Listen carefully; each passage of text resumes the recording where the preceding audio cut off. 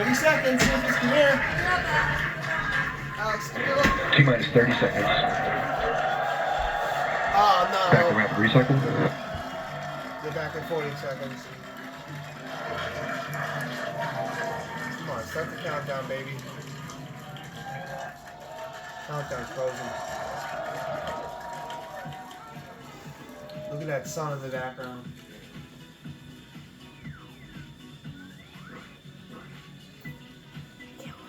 This is normal. I'd pause it. I'd stop it for now. That's 30 seconds. Yeah.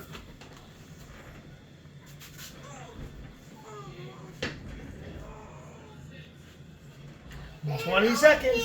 can't hear it. 20 seconds. I can't hear it, Daddy. 17, 16, 15, 14, 13, 15. 12, 11, 10, 9, 8, 7, 6, 5, 4, 3, 2, 1. Oh, shit. Look at that thing. We have the box.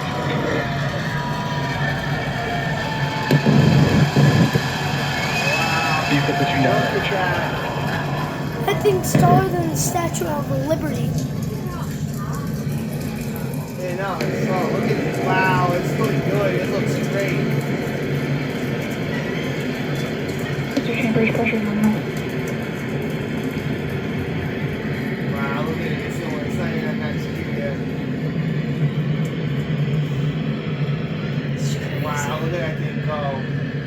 We are T-plus 40 seconds into the flight of Starship. Yeah, 33 Raptor engines powering the first stage. Power and telemetry nominal.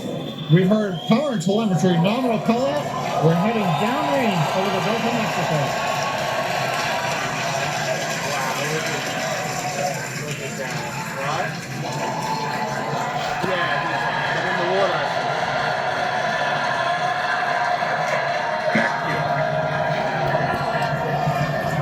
And that call out tells us Starship is through the period of greatest stress on the way to space. Max Q?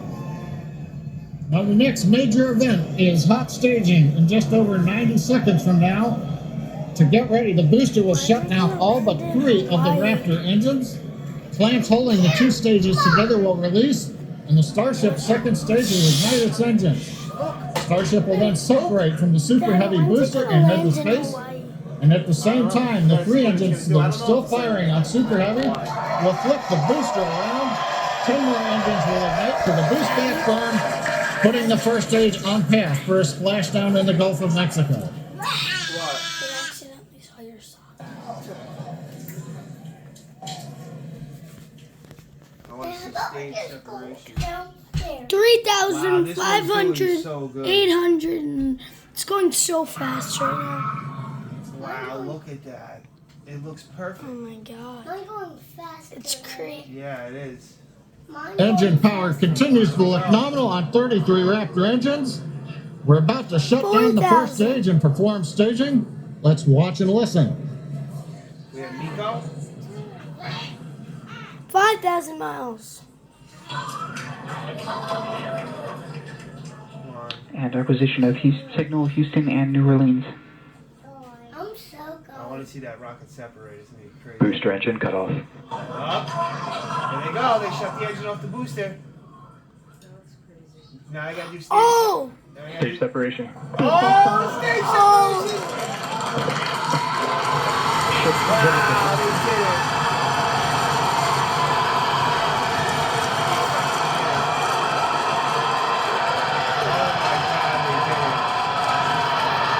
You're hearing the cheering. The first ever successful hot stage for SpaceX's Starship.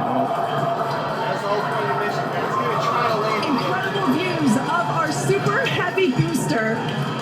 And as you can see, the Super Heavy booster has just experienced a rapid, unscheduled disassembly. However, our ship is still underway with all 6. And we just heard there, ship avionics, It blew power and up? telemetry nominal. All 6 engines Wait, are did it lit, blow as you up? can see from the GUI there at the bottom right-hand side of your screen.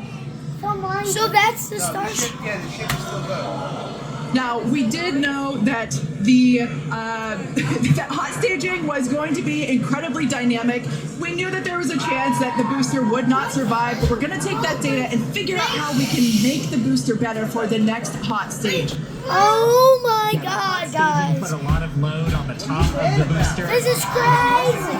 Like, this is crazy. Crazy. And it's doing great.